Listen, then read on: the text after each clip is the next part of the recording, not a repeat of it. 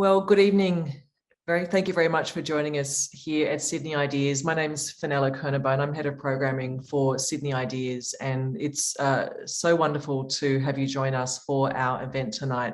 A flood of emotions, climate anxiety and trauma in Australia. Before we continue, I would like to acknowledge and pay respects to the traditional custodians of the lands on which we all meet, where we work and where we share our ideas. So wherever you happen to be here today and joining us online, thank you for joining us. I also wanted to acknowledge the Gadigal people of the Eora Nation.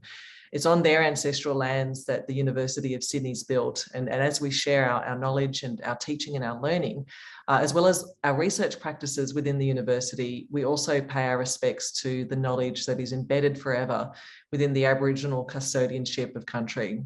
Again, welcome to you to tonight's Sydney Ideas event. To join the conversation on socials, you can use @SydneyIdeas, #SydneyIdeas. And if you would like to ask a question, we would love to hear from you too. You can go to slido.com, slido.com.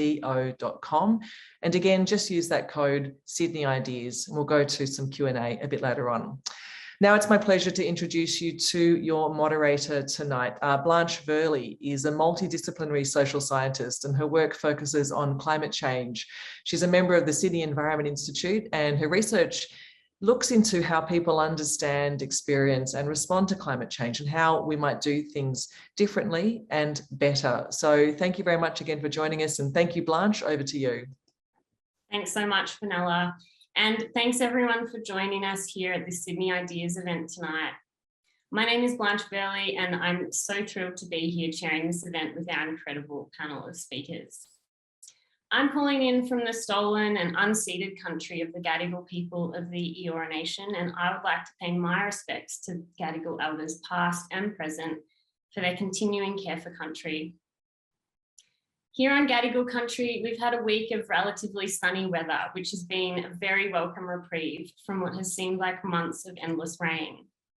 Where I am, everything is mouldy, the parks are still sodden and stink of mud, and our world famous beaches have been eroded and are still polluted from the runoff from the toxic city we settlers have built. I say this to emphasise that you don't need to be in a disaster zone or to be a First Nations person to see the impacts climate change is having on country all around us. These impacts call on us to be more responsive and accountable. The idea for tonight's event started in that spirit, wanting to pay witness to what is happening around us. In particular, our hopes for this evening's event are to pay attention to the human impacts of climate change. Climate change is often framed as an issue of emissions, energy systems and markets, but it's also an intensely personal and emotional issue, and one that affects different people in different ways and in unfair ways. Australia is one of those unique places where we're both big carbon polluters, but also highly vulnerable to climate change. White Australia loves to idealise this sunburnt country of droughts and flooding rains, but this already highly variable and challenging climate has now warmed on average 1.4 degrees since pre-industrial times, higher than the global average of 1.1 degree. Throughout the latter half of 2019 and 2020, Australia caught the world's attention thanks to an absolutely horrific fire season. I want to acknowledge that the impacts of those fires are still unfolding, that many communities have not fully recovered, and that our national response was and still is inadequate. This year, in the midst of an ongoing pandemic, the east coast of Australia has been pounded by relentless rain. The soils are sodden, the rivers and dams full, and when the big storms have come, the water's had nowhere left to go.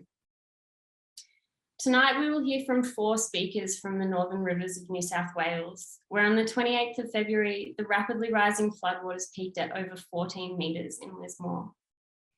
This resilient community that was very familiar with flooding was nevertheless unprepared for the incredible speed and height of those waters. Just a month later, while people were still flat out trying to clean up, another huge flood swept through. A few weeks on, and we find ourselves in the midst of an election campaign that seems to have no memory of these events. Yet if there is one thing that the growing research on climate disasters and mental health tells us, it's that denying and ignoring people's lived realities is a surefire way to actively compound trauma. So we are here tonight not to talk about climate change as though it is some abstract issue far away, but to talk with people who are living in climate change worlds about their and their communities' experiences. Through helping to organise this panel tonight, I've become aware of the vast networks of people who are working alongside each other on these issues, and we'll also be focusing our conversation on the community relationships that contribute to climate resilience. One quick thing before we get going. Evidently, the topic of tonight's conversation will touch on some potentially distressing events. If you need further support, we've put some links in the chat that may be useful. And a reminder that we'll be taking questions for our panelists on Slido, so you can follow the link in the chat to ask a question. Now I'm going to invite our fabulous speakers to turn on their cameras and I'll briefly introduce them. Sam Savage is a traditional owner of the Bindal Nation in Townsville. His ancestry is both Aboriginal from the Birriguba Nation and Torres Strait Islander from Malwar Island. Sam's current role is Northern Queensland Emergency Services Regional Coordinator at the Australian Red Cross. Maddy Braddon is a Lismore resident and community leader whose work focuses on climate justice and building community resilience. Jeanti St Clair lives in Lismore and is a lecturer at Southern Cross University there, where she teaches media and journalism. James Bennett-Levy has lived in northern New South Wales for 30 years and is a professor of mental health and psychological wellbeing at the University of Sydney's University Centre for Rural Health, based in Lismore. And Aidan Ricketts was directly impacted by the recent mega flood event in North Lismore and also participated in a civilian rescue at the peak of the emergency. We're really thrilled to have Aidan here tonight, as we weren't sure if he'd be able to make it. So welcome everyone, and thank you so much for being here with us tonight. Aidan, I'd like to start with you. You're a long-term resident of Lismore, and during the recent floods you had to evacuate your home, and you also helped rescue a number of people. Can you share your story with us and tell us a bit about what the situation on the ground is like there now? Yeah, well, I mean, I think to put it in context, as you said, Lismore's used to flooding. The town's sort of predicated on this historic, record of, what a planning standard called the 1 in 100, which, in raw figures is 12.6. So. And I think what a lot of people don't understand, it's not just residents, it was the big corporates, the government offices, everything that were relying on that standard. This flood came in at 2 to 2.5 metres above that. Now, I know myself, my house sits at 13.3, 800 above that. And even taking climate change into account, really, in my thinking, it was like, oh, well, we probably are going to exceed the 1 in 100 at some point. It might come 0.5 metre above that, in which case a lot of places would still have been okay. But it came, where I am, it came 2.5 metres above that. It came to 15 metres here in North Lismore. And that's what the real shock was, places that were, traditionally safely above it, suddenly not only were inundated, but inundated up, to 2.5 metres, which is life-threatening. So, that led to it led to a breakdown of the warning systems because it was beyond the warning systems in place. The ones the bomb users ended up breaking the gauge in the end. And so, how my day started was, well, long before light. First of all, having my daughter, Kudra, had to help get the boat out from under the house where we'd put it to stop it filling with rain. To stop it actually getting jammed up under the floor. And that was still in the darkness. And then still in the darkness, my neighbours started calling out to me for help. And then we just had to wait for first light before, I could go out in the boat, collect those neighbours, collect an old lady nearby who I'd been asked to help. And the moment we were on the water and the light was coming, basically there was people on every roof we went past. It was... it was and people being pulled out of roofs, and we actually helped some people who were in their ceiling and were ankle grinding their way out. So it was, it was a, absolutely extreme event that, we couldn't have predicted would come so soon. Yeah, thank you so much, Aidan, for sharing your story. I'm aware that, you know, these events are still fairly recent for you. Is there any, and I know that you need to hop off in a minute because you've obviously got a lot on your plate. Is there anything else that you wanted to share with people tonight? Oh, look, I mean, you know, my understanding of it is, you know, in many ways, there's a lot of focus upon the peak event. There's a lot of media, a lot of governmental focus. And even for those of us within it, I mean, everyone has a different experience, but certainly my experience has been that, you know, I cope much better with the peak experience, the adrenaline and all of that, than the aftermath. The aftermath goes on and on and on. And it's ultimately very disempowering for, you know, people caught up in it. And in this case, as you mentioned, we had the second flood, which really did less in the way of property damage and a lot more in the way of psychological damage, because it really interrupted perhaps, you know, neat sort of trajectories people were believing in, that, you know, that there's a traumatic event and then there's a recovery. You know, one follows the other, and instead we've found ourselves living with the prospect of just pulsing flooding throughout the season. So, and I think that's affected a lot of people. I know myself. We'd moved back into the house, made it very, very sweet. We were, you know, empowered in a way about how resilient our house had been and how resilient we were, and it was going all well. And then when the second one came, we had to put everything up again. We still haven't brought it down because it just, you know, we're just living minimally, sort of going, well, we're going to wait until winter or something. And that's certainly my experience is exhaustion. I mean, I was just saying to a friend today, you know, like I'm experiencing, you know, incredible exhaustion after all these months. You know, a sense of the rest of the world moving on and this trauma becoming our own private business just for those who are in it and affected. And also, you mentioned mental health. It's this sort of idea that, I don't know, sometimes we talk about things like depression or anxiety as if they're an aberration that we have to fix, whereas to some extent in a situation like this, they're just a totally appropriate response to what people are going through. You know, people aren't suffering from a condition because they're depressed or disempowered or exhausted or anxious. That's actually a response to, you know, to a very real situation. So yeah, that's the main thing I've got to say really, is that the aftermath is the grueling grind that just goes on and on and on.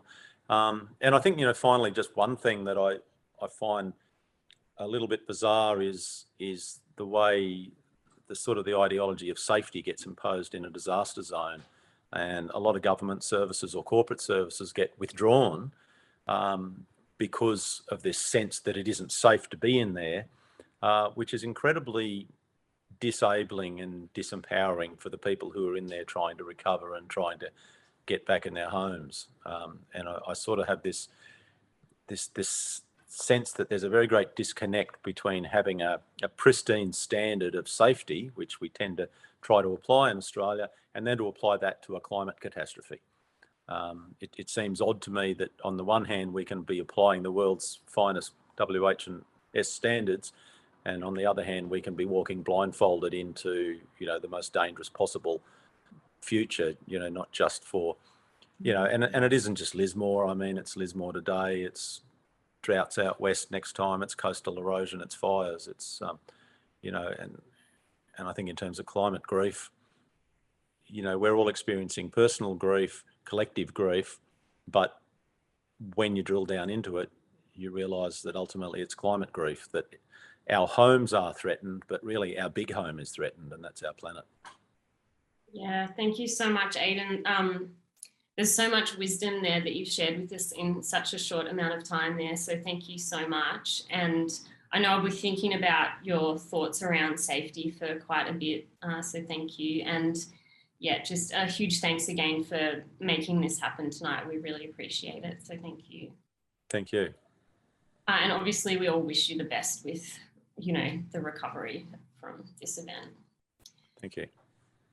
Jeanti, I'm going to go to you next. Hi. Hey.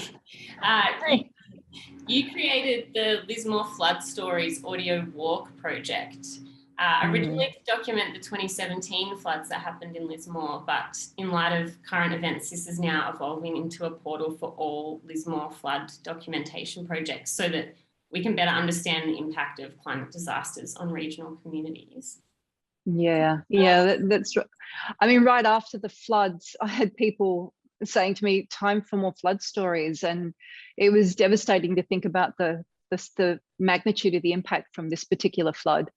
It was trying to capture our history of experience of being in a flooding event it's a really important role to play as a story catcher, if you like, in a community. And there are many people that are now working in that way who will be helping to bring these stories to light. And it's a really, story sharing is a really cathartic experience for most people when they've experienced a climate disaster or any disaster.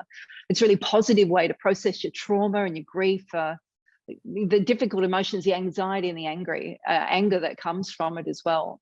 And it's been interesting to witness how story sharing has been happening after this flood this time, and the important way that social media has been able to catch people's stories. There was a lot of spontaneous story sharing in the first weeks after the first flood on the 28th, where people were sharing their very traumatic stories about being rescued. And now there's stories that are emerging about this long haul of recovery, the sort of ups and downs that Aidan was talking about. So I think it's really important that we are able to hear these stories and carry them for the community. It's so important to be seen and heard by your community, and the opportunities to acknowledge that we share these experiences is really important. And when I did the project for the 2017 flood, I collected stories from people who had been impacted by the flood and people who helped in the cleanup. In fact, Maddy on the panel here was one of the storytellers, and I'm sure she might have something to say about the value of that experience when she speaks. We've actually got those excerpts that I've put together a little package of excerpts from the 2017 flood to give perhaps an example about what that story sharing experience was. A lot of people who participated in that said that they hadn't properly processed the grief yet. One of our storytellers said that she hadn't actually cried until she'd listened back to her own story, and that was 3 years later that she told and then reheard that story. So perhaps we can listen to the excerpts, and then I'll just have one more thing that I'd like to share.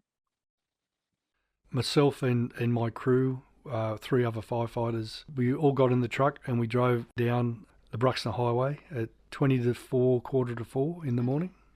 That night when I got really scared was in the middle of the night, so it was really dark, and I could hear the water rushing and I could hear how high it was. That was my fear, was that the water would actually push the house off its metal poles. There was a lot of trepidation because we realised that it was potentially a dangerous situation we were going down to. Because I think now that would have killed us. I don't think there's a way out of that. I tried to do things like roll up towels and rugs and blankets and put them around the doors. But the first sound that I heard was this bubbling, and the water came up through all the drains in the bathroom. Then it started to flood in around the skirting boards, all around the walls around the house. So the crew went and did a final sweep through the station.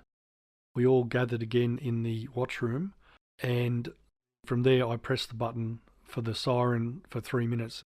The coffee tables, chairs and the beds were the first things to start floating. You watch all those movies over the years of London in the Blitz or whatever like that, and you hear that siren going. That's exactly the siren we've got on the fire station. So I won't stay again in a flood that big. And that was Ian Grimwood, who was the fire commander for his shift, who rang that siren. And then there was Megan Bowes, who lived in North Lismore in a very high-set house, and also Emily Rouse, who lived right in the middle of the Lismore Basin and watched the river come closer and closer and finally flood her house, which she was in with her 3-year-old son. So this was part of an installation of audio walks that was based from the Lismore Quad. And last year, people would go out wearing raincoats and gumboots and listening to these stories, following a route that the audio stories directed them along. And one thing I just wanted to say about that installation was that last year, people would come back from doing a walk and they would tell me either their flood story that they wanted to share, or they'd say that a random person had come up to them in the street and said, "What are you doing?" And when they said they were doing a flood walk, they wanted to tell them about their stories, and they wanted to talk about flood preparedness, and they wanted to talk about community resilience. And so I think what that brings up is that it's really important that we keep these conversations going and that we support the community to continue to share the stories about these experiences. This is important knowledge and we need to keep it safe. Thank you so much, Jeanti. That is so fascinating hearing both, it's kind of heart-wrenching to hear those stories from 2017 and to think about, the impact that your work has had on the community and how that's supporting people is really inspiring. So thank you for doing all that work and thank you for sharing it with us tonight. Yeah, thank you. James, I'm going to ask you a question next. So James, you led a study into the mental health impacts of the 2017 floods in northern New South Wales. So can you tell us about the findings of that research and how it can inform our understandings of what's happening now in 2022? So for example, what's similar and what's different to the 2017 situation? Sure, thank you. And just picking up on what Aidan was saying about the aftermath, all the television cameras are very much sort of on the flood when it happens at the time, but actually floods are all about the aftermath and it's all about the years after. And so, yes, we did a study, survey study of the 2017 floods at 6 months post-flood and again at 2 years post-flood. And I think the findings are incredibly relevant, obviously, and probably the first place in the world that's actually done a study of a flood-affected community that's then been flooded again. It's not a great thing to have done, but it's what's happened. So, in a nutshell, people who are displaced from home for more than 6 months were particularly impacted in terms of mental health. And obviously that's incredibly relevant for now, where we've got something like, and we still don't have the figures, but it might be something like 20,000 people that have actually been made homeless. And some of those will inevitably be long-term, and probably some thousands. The experience of the flood at the time, if you felt you were going to be badly injured or feared for your life or were terrified, feeling helpless or hopeless, you had a very high chance of having mental health impacts, and particularly PTSD, down the track. What we've had in this flood is really horrifying experiences at a hugely greater scale than happened in 2017. People were completely overwhelmed, as Aidan was saying, people on roofs and in roof spaces and crying out for help, and it was awful scenario. What we also found in 2017 was, the more you were impacted, again, the greater your mental health issues down the track. So for instance, if non-livable areas of your home were affected, that wasn't so bad. It wasn't great, but it wasn't so bad. But once it got to livable areas, once it got to your business or workplace, then again, you're at much higher risk for mental health problems. On the upside, what's protective factor is social connection. So social capital, incredibly important. And another thing I think's obviously very relevant is that what happens in floodplains, of course, is that cheaper housing, and so marginalised communities are disproportionately affected. And again, we found that that something like 80% of the people who are flood affected in 2017 were actually in the lowest 20% in terms of socioeconomic indicators. And so particularly, Aboriginal community affected, particularly people on low incomes, people on disability support, for instance. So those were some of the effects. And one other thing I would say is we also found that people who were indirectly disrupted also had a higher incidence of mental health problems. And that means, for instance, being cut off from social services. And now what's happened in this flood is the indirect impact has been universal right across the northern rivers. So, many people didn't have internet for days. People didn't even have 000, for heaven's sake. There were all kinds of, people were cut off for days. I mean, for days, for weeks in some cases. So, we're not just talking Lismore here, we're talking rural communities that lost their roads completely, that landslips, that left some houses actually sliding down landslips, others with huge great caverns underneath them. So we have a very, very different scenario this time, and a hugely greater community, right across community. Yeah, thank you so much, James. That research is so important, and I think also gives us insight into really important but also achievable things that could be done in the aftermath. And also, to prevent these kinds of things being as bad as they can get. So thank you for doing that research. And it also helps highlight, this idea of climate justice, that some people are affected worse than others, and that tends to fall along the lines of existing forms of social inequality. So thank you so much for doing that research. Sam, I'm going to throw to you next. So in your current role, you assist the coordination of community resilience, response and recovery programs with a focus on psychosocial support, working specifically with Indigenous communities. Can you tell us a bit about that work? Yeah, look, thanks, Blanche. And I just want to acknowledge all of the speakers that have just spoken before myself. And it does resonate. I was involved with the 2019 floods up in Townsville, where I reside, and a lot of the impacts in the response phase is very similar, even though every event's different. It's very similar to the impacts of psychosocial, physical, mental, emotional, unfortunate impacts that it has on a person or on a community. And I think when we talk about communities, there's communities within communities, and that's where we need to recognize when we're trying to recover from an event.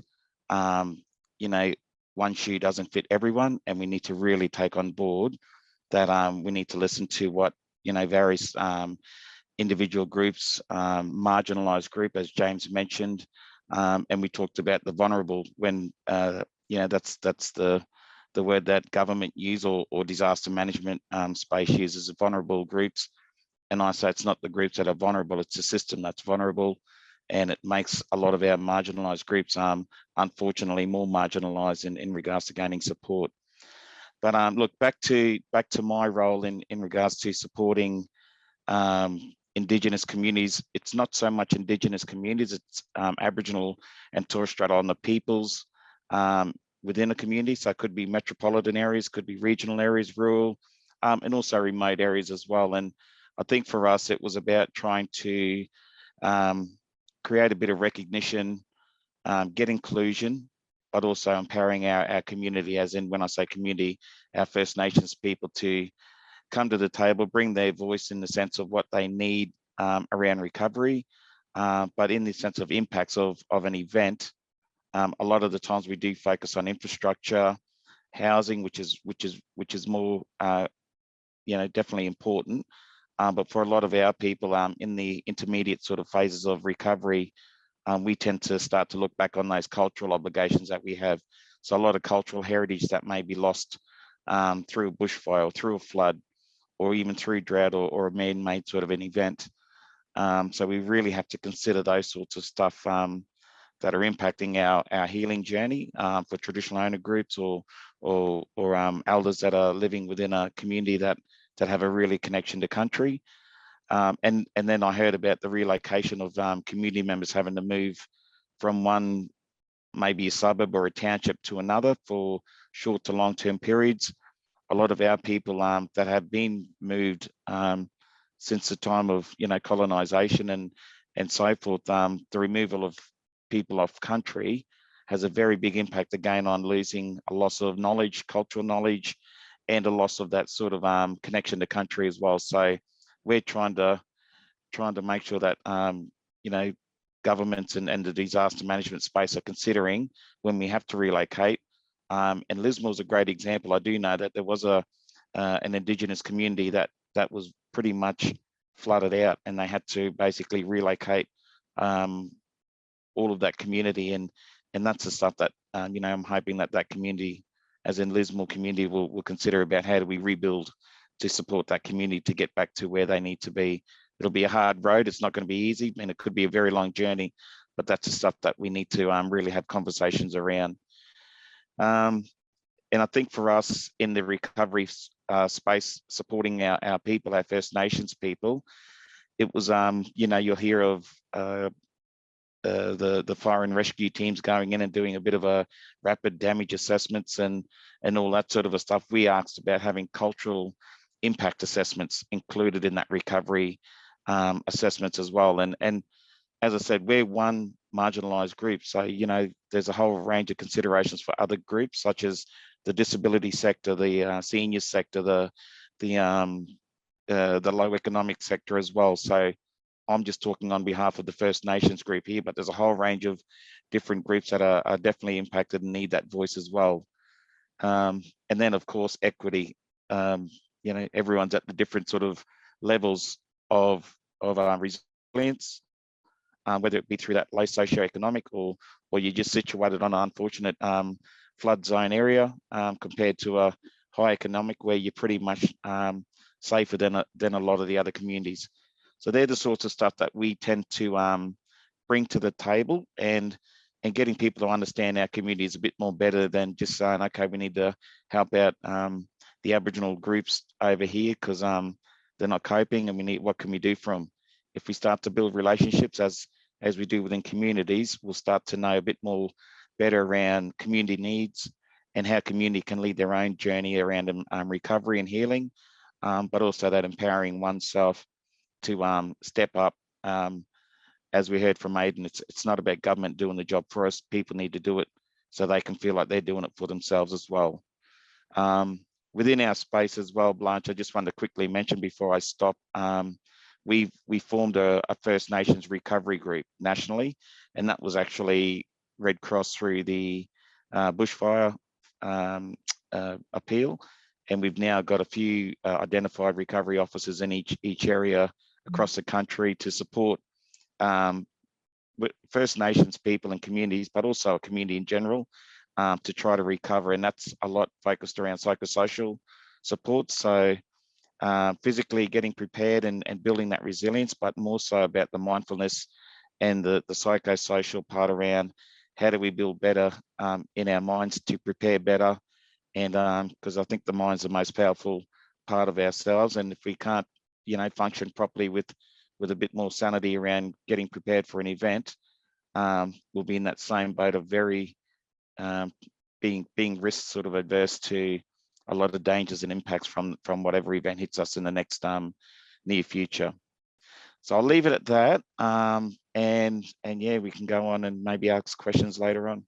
Yeah, thanks so much, Sam. And look, it's just such important work that you're doing. So thank you so much. And I really appreciate your point that vulnerability is, not something inherent in people, but something made through social structures. And, that's something that we can do to help Australia address climate justice better, as well as just working on existing social issues. So thank you so much for that work.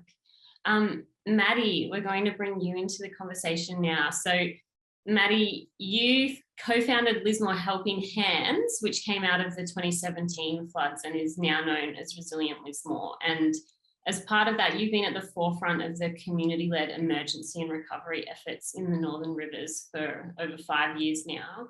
So can you tell us a bit about your experiences and the role that communities can and do play in disaster recovery and resilience? Hi, Blanche. Thank you. And thanks for what you just shared, Sam. That's really important. And also, I just want to acknowledge James and Jeanti, who are also part of our community and the work that you've been doing as well. I want to start by acknowledging that I'm on Widgeable Wyable land in Lismore. I'm 700 metres out of the flood zone. And I feel, despite not having been flooded myself, I feel very directly affected by this event. It feels deeply personal, this climate catastrophe that has occurred in our region. And so what drives me is a love of place, a connection to my diverse community, and a desire for climate action. And so the things that I'm going to share with you come from a deep love of place, and a deep respect for our amazing community and its history of social and environmental justice. And also recognizing that we choose to live in Lismore and the Northern Rivers for the same reasons that make us exceptionally vulnerable to climate-related disasters like floods and fires and drought. We live alongside a river. We know that this is flood country. The Aboriginal people who lived here know that this is flood country. And so I think that despite the devastation that has occurred here, it's a really amazing opportunity for us to listen to the land, to listen to First Nations people, and to restore that connection to country and that connection to place that we love so dearly, even though it is threatening to our lives and our well-being. So as Blanche said, I was part of helping establish Lismore Helping Hands, which is now Resilient Lismore, 5 years ago. When that happened, I was 21 years old, straight out of uni. I had absolutely no idea about the disaster sector. I had no idea what goes on in those circumstances. I knew climate change was real and a problem that we needed to address. And I was just someone who knew how to use social media, who loved Lismore and who was watching from a town. I was living just out of town, and I thought about, what can I do? I'm watching the devastation unfold online, and that's an experience that many people are having and have had from in Lismore and beyond, is feeling really moved by the devastation and wanting to help.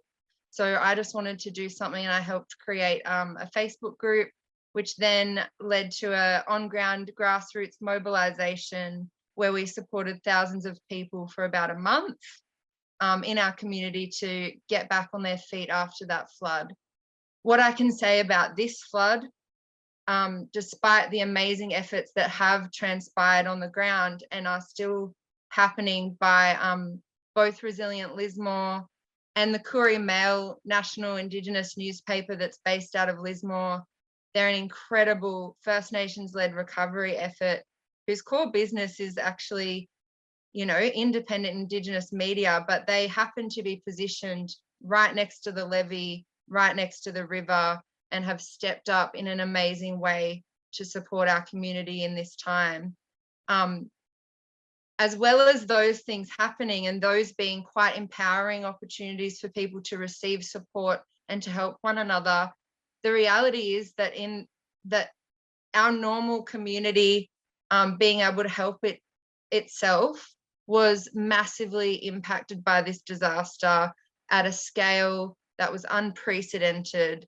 And many, many more of our community leaders, I would call them, people who would step up to volunteer at a time like this, were directly affected themselves. We know the flood footprint was hugely extended beyond what it was previously.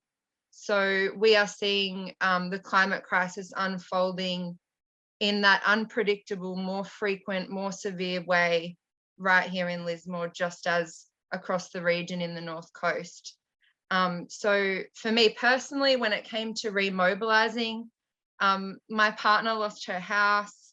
I had several friends. There were 8 people living at my house for a week and a half who were evacuees. And the skills that I would normally have, like the role of me participating in community recovery, leveraging my experience in 2017, it was drastically reduced because we were dealing with survival, we were dealing with a much greater impact. And despite that, there's quite a few people from Resilient Lismore who were able to step up and use their amazing diverse skills and do just whatever they could to set up. So a whole bunch of us went to the uni in Lismore, and we were hosted there graciously, and we were able to kind of set up our operations there and create a website. And that website is www.floodhelpnr.com if people would like to go check out the ways that they can help. And so it snowballed from there, and Resilient Lismore ended up operating on ground alongside and in solidarity with the Koori Male First Nations led recovery effort. So really amazingly, what we've seen now is more and more community members have stepped up to support each other. There's the Trees Not Bombs Cafe that's been delivering food for people for free. And it's really quite a diverse community-led response, because it needs to be to reflect the amazing community that's full of diversity. And so it's really fantastic, but we are going to need help from the whole of Australia in the weeks and months and years to come, because people are very tired. And as Aidan said, we have had compound flooding events, and people are absolutely exhausted. Yeah, thank you so much, Maddy, for sharing. And again, thank you for all the fantastic work that you've been doing with the community. And it's a really great segue into my next question, which is for everybody.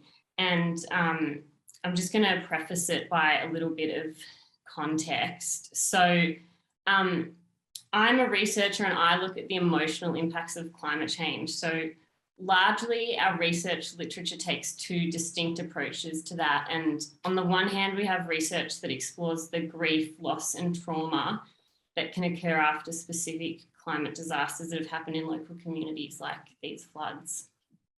On the other hand, we have research exploring how people, especially young people, are anxious and worried about the anticipated future impacts of climate change. However, our research, I think, is a bit behind the times, and so far rarely considers both of these experiences, that emerging out of past lived experience and that oriented to the future at the same time. So my question for all of you, if you're interested in answering this one, is, are you seeing future-oriented climate anxiety and these disasters? Yeah. I can jump in and just sort of say that it's actually a really strong point of discussion in the community at the moment. And you see it where people are fearful of moving back home now, or they want to move their homes to higher ground, or they want to move the town to higher ground, or they want to leave the Northern Rivers altogether. And you have people who are talking about quitting communities and neighbourhoods that they've been a part of for decades, generations and generations. And so it's not just in the young anymore. And I think there's a real fear.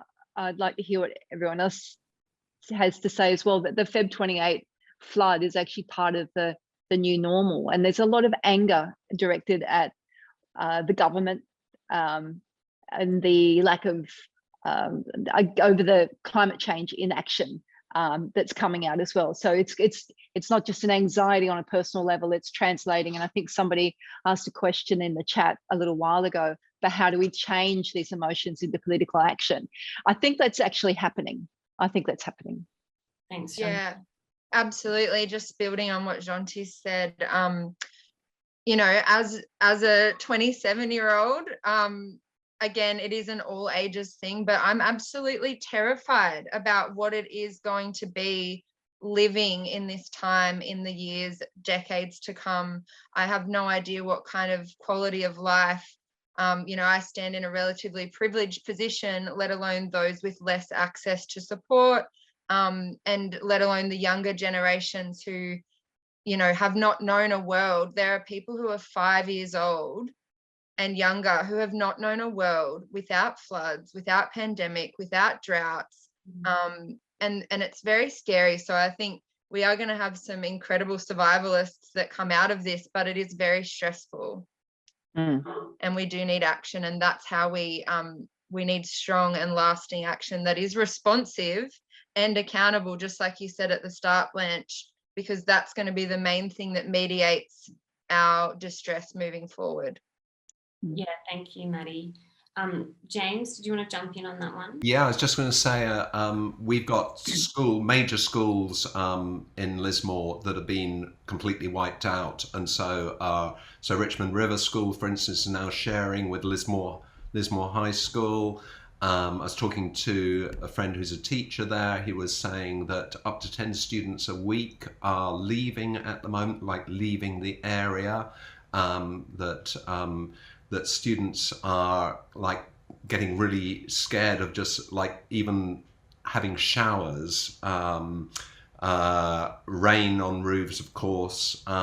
So the impacts are very, very direct at the moment. And obviously, you know, their schoolwork's being really impacted. And, you know, he was talking about a family of where 8 are living in a caravan at the moment. This is the kind of conditions that some people are facing right now. It's really hard. Yeah, thank you, James. And Sam, I'd love to know if you've got a perspective on that around, you know, how future-oriented worry might be affecting Indigenous people's experiences of these kinds of disasters. But there's also another question on Slido that I will ask you, and you can respond to either or both. And so this question is specifically for you, and it's, can you let us know if there are key things non-Aboriginal people can do to support our local Aboriginal communities? And I presume that's specifically, you know, in the context of what we're talking about. Yeah, thanks, Blanche, for that question. I think for the first part, it's exactly what most of our speakers have said. The whole of our nation, or the whole world's actually, it's becoming a norm for anxiety to set in when we've got some type of, not a big event like the rain. I was down in Brisbane, I think only about 3 weeks ago, to support the southeast Queensland floods around the response and recovery. And then we had that second major event that unfortunately went down south again. And the amount of people that were really, you know, ringing through to emergency calls that we were getting all the data in, it was just phenomenal. So at the moment, up where I am, we've got a big weather event just north of us, and you know, I had a call from our head office to say, do we need to start to prep up and send out you know, EOIs to our volunteers to get prepped up for a major event that may occur up in the far north Queensland area. So, you know, once something happens, everyone starts to either plan ahead, but the anxiety is definitely there. I think the second part of that question that you just asked me, Blanche, for us around having our non-Indigenous brothers and sisters supporting our communities, I think it's about making sure that we're becoming more aware around the communities that you may be working in or living in, protocols around working with our mob, but not just that, just building a relationship. Go in, and we don't have to just go in around a preparedness time around a disaster or an event. Start to engage with your community groups and know about the different events that are happening. Once we start to learn and understand about you know, what community is about and what's happening in your local area, I'm sure that, you know, that community, once when the time is needed for support, there'll be a better way of just going in, supporting that group, understanding their needs, and knowing how to actually work with that community group, as in our First Nations people. Thanks so much, Sam. That's, yeah, just brilliant insight. Maddy, you've got something to chip in? Yeah, I just wanted to build off the back of what Sam shared. In Lismore specifically, there's a very clear invitation by groups like Koori Mail to walk with and alongside them. And so when those calls are made, it's really important for us to listen to them at this time. I think that we've gotten into this problem because we got lost and because we've built this country on colonization. And one of the ways to heal country and to help address climate change is to really walk with and alongside First Nations mob, just like is being said. And I just wanted to do another shout out to, because this is about emotions and anxiety and well-being around climate and the floods, there's an amazing group called the We Are Lee mob, who have created a collaborative Northern Rivers community healing hub that started in the first week of the first flood. And again, it has been a collaborative effort with everyone. There's been yarning circles and another really clear invitation for everyone, regardless of whether you're Indigenous or not, to come and join and listen and yarn and benefit from First Nations ways of healing and doing things. So they're there, and it's up to us to listen. Yeah, thank you, Maddy. Thanks everyone for the really incredible conversation so far. We are heading up towards 7 o'clock, so I'm going to give you one last question for the evening, and it's a synthesis of a couple of different questions that have come in. So we've heard a lot about what individuals and communities are doing, and they're doing amazing things. Nevertheless, people are tired and it's a lot to ask. So we're in an election campaign and we've seen pretty little discussion around climate change or recent disasters in that. What would you like to see from our government in terms of how best to support communities to prepare for, recover from and live with climate change? Let's go to Sam first, and then we'll go to Jeanti, if that's okay. Yeah, look, I won't comment on what we think government should change from a Red Cross perspective, but I think for us, it's around making sure that we recognise what community needs are and allowing community to lead their own journey in recovery. A lot of the times we are seeing government try to lead that process, and we're missing out on a whole heap of really big information around the actual real needs of community and what they're asking for. So if we can actually step back and open our binangs or ears and take on board those needs and turn them into action, I think it can go a long way. Yeah, I think I want to add to, I think, what Sam's saying, and point that I think more success will come around climate change and recovery actions, for example, with the Flood Recovery Corporation for Northern New South Wales that's been announced for the 7 local government areas. If we get away from the idea that they would consult with the community about what is needed, though what we actually need is for the community to be collaborated with. And we need First Nations people voices who know the floodplain, know the river, know what it's like to be here, that they are included in those conversations more than just on the side. They need to be front and central as part of this, I think. So yeah, I think it's got to be around collaboration, and people also need choice. They need to not be forced into just one single pathway. Thank you. Thanks, Jeanti. Maddy, do you want to jump in there, and then we'll pass to James to wrap up for the evening? Yeah, look, I'm going to be quite bold because the time of not talking about this is well and truly over.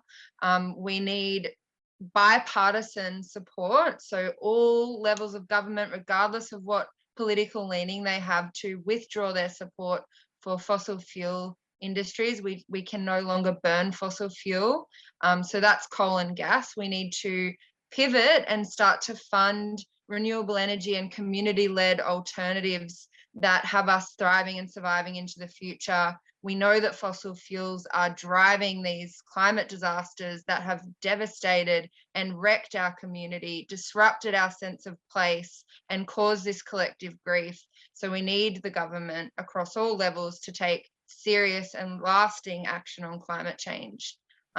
And absolutely centering the voices of First Nations people and the directly affected communities like Lismore on the North Coast. Thank you, Maddy. Thanks. And James. Yeah, all of the above, certainly. And I would say government to listen to young people, but not just to listen to young people, to actively consult and hear from young people in very deliberative ways. We've got all the processes to do that now. You know, young people are the people who are going to have to live for the next, 60 to 80 years. So, we need to empower them and for government to listen to them. Yeah, thank you, James. And I echo what everyone has said. Thank you so much, all of you, for being here tonight. It's obviously a really tough conversation and really challenging times for a lot of you. So I thank you immensely. I did want to wrap up just with one comment from the chat, which is from Peter Axtons, who said, thanks to Aidan and daughter, Peter's mum and his brother were among his personal rescues. So I just wanted to acknowledge that. And again, to emphasise just the incredible efforts that community members have been going to look after themselves and each other. So thank you again to our speakers, Aidan, Sam, Maddy, Jeanti and James. You've all made a real effort to be here tonight. I appreciate it so much, and you've contributed so much to this conversation. A reminder for our listeners that if you need some resources to follow up with, they're in the chat. It's been a great privilege to chair today's important conversation. Thank you all for tuning in, and take care. Thanks so much, everyone. Thank you, everyone. Bye. Thank you very much. And just Fenella Kernebone back here from Sydney Ideas. I also wanted to say thank you to all of our speakers and to our moderator, Blanche, for a fantastic conversation. Thank you so much for sharing your ideas with us. This event has been brought to you by Sydney Ideas and the Sydney Environment Institute. Thank you again to Blanche. I'd also like to say thank you to Andy Huang, who's been operating today. To find out about more of our Sydney Ideas events, you can go to the Sydney Ideas website. And just a quick plug for our event next week on Thursday night, 6 p.m. on campus at the Charles Perkins Centre Auditorium. It's the first of our federal election series. Anthony Green will be there, Kishore Napier-Raman, and some of our excellent University of Sydney academics, moderated by Fran Kelly. We're going to be talking about some of the key policy issues. Maybe this will come up in the upcoming election. So to register, you can go to our website. Thank you again to all of our speakers, and good night. We'll see you next time at Sydney Ideas.